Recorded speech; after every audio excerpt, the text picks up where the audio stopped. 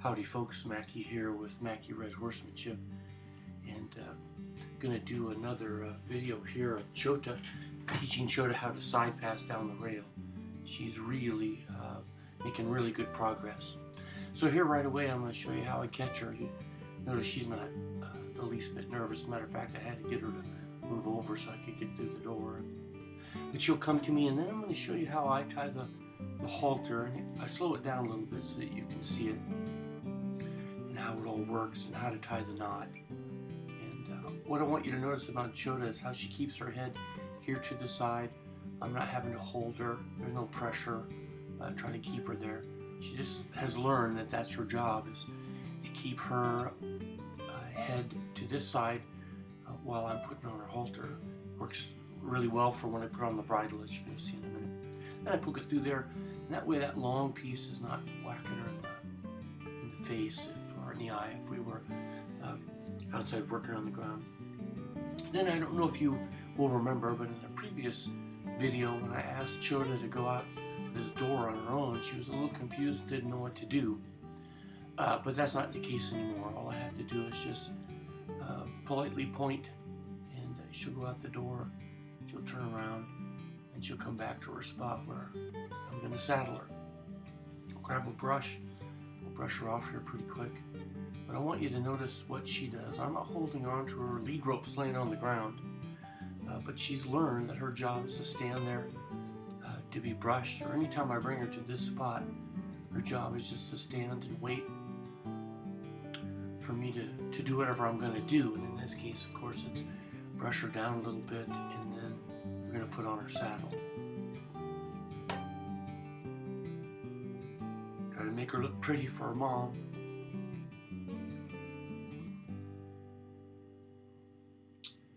And I'm going to give her a little treat. You'll notice me giving her a treat from time to time, just to reinforce that she's doing a good job standing there. So then goes the pad, next comes the saddle, and I want you to watch just how she waits patiently. She doesn't walk off, she doesn't avoid the work. She's learned her job is to stand quietly while I get the saddle on her.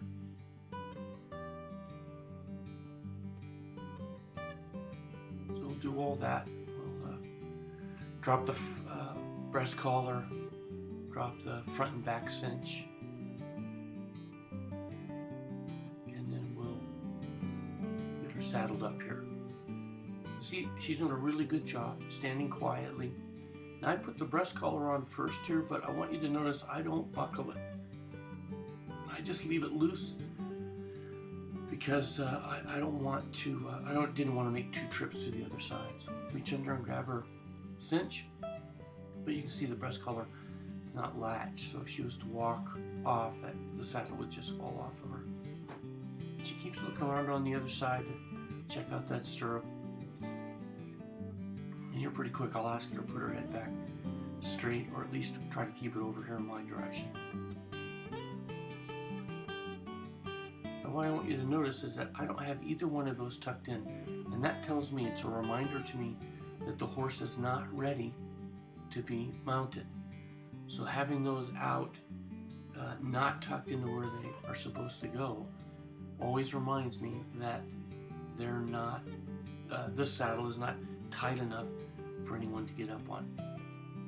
And that's just what I do around here, but I've been doing it a long time, and people that ride with me know that if those aren't tucked in, front and back cinch where they belong, then this horse is not ready to be mounted. Next comes the bridle, and I want you to notice that this time, it's been the past several times actually, I'm not putting any molasses on this bit. She's come to accept it, and it's not a big deal for her. And you'll notice that she keeps her head on this side without much effort on my part. And there she takes the bit, tuck her off ear in, then her near ear, and then we'll put on her throat latch, and she's ready to go. Now I want you to notice here how easily she backs out of the barn. And when we first started out, that that wasn't the case. If you remember looking at some of the early videos, it took a little bit to get her out of the barn. But that's not the case anymore.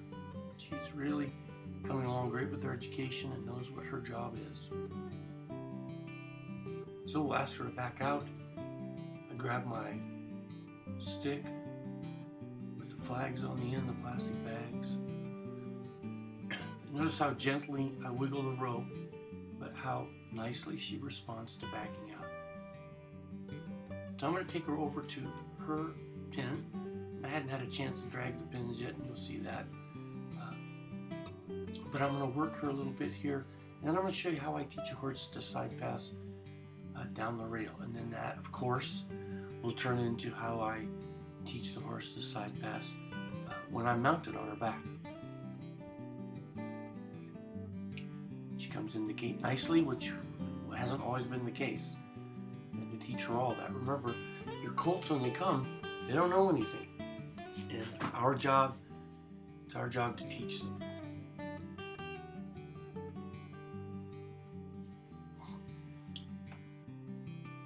So I'm going to lead her out here, and then I'm going to just use the flag and kind of brush her all over with the flag. You'll see that she's come a long way. She's not the least bit worried about that flag anymore. And that's a good thing, because now I'm riding up there. I've ridden her, I don't know, probably 10, 11 times by now.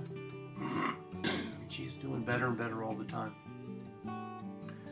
with understanding that I'm not going to hurt her. And a lot of folks call these desensitizing exercises. I don't like that term, because I don't want my horse to be insensitive to anything I'm doing. I want her to be very sensitive to everything I ask. So I rather call these trust exercises. Now, she and I are both looking at a dog. Her name is Sadie, that we have here in training. And there you'll see her. And Sadie was heading up to the house, and I asked Sadie to get back here and get in the back of the truck. So you'll see her heading over there by the trailer. But a lot of brushing with this flag, just getting her used to it.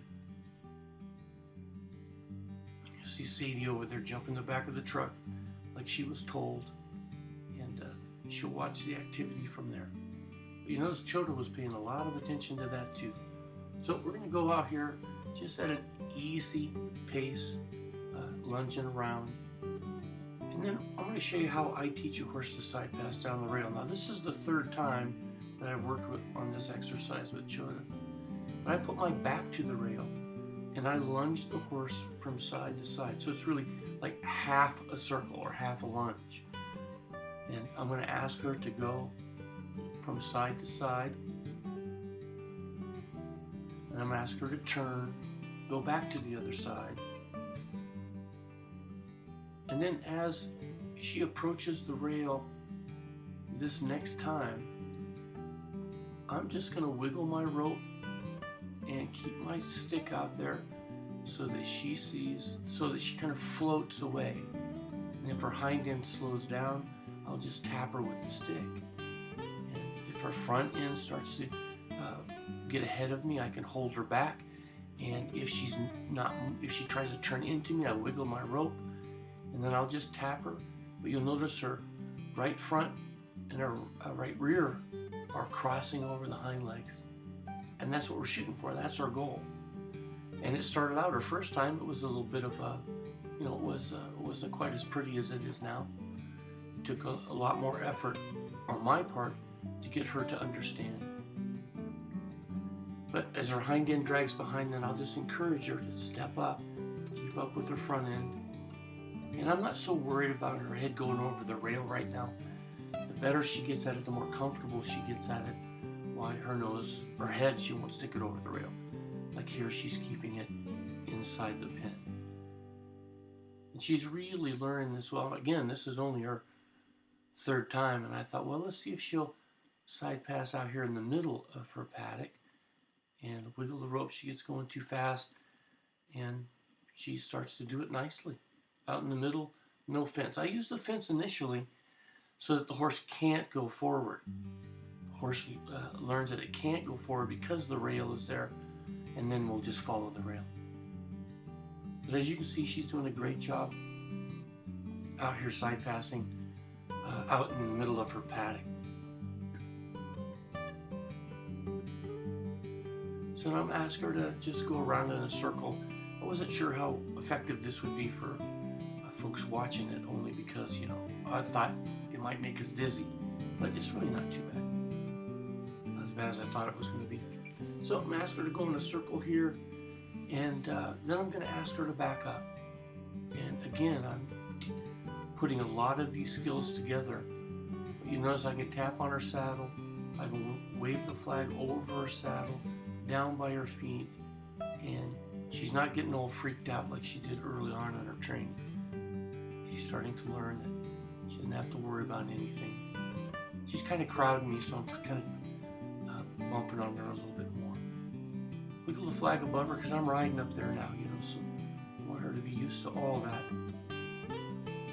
And as you can see, she's fine. There's slack in the lead rope. She's not trying to get away. She's not fighting it like she did early on. So here I'll ask her to back up, and that's pretty much it. So you'll see through the progression of these videos that it's really putting a lot of these exercises, single exercises, together to create movement for the horse. So she did a really good job. Thank you all for your support. Appreciate you paying attention to the videos. I hope they're benefiting you and helping you out, and hope to see you down the trail.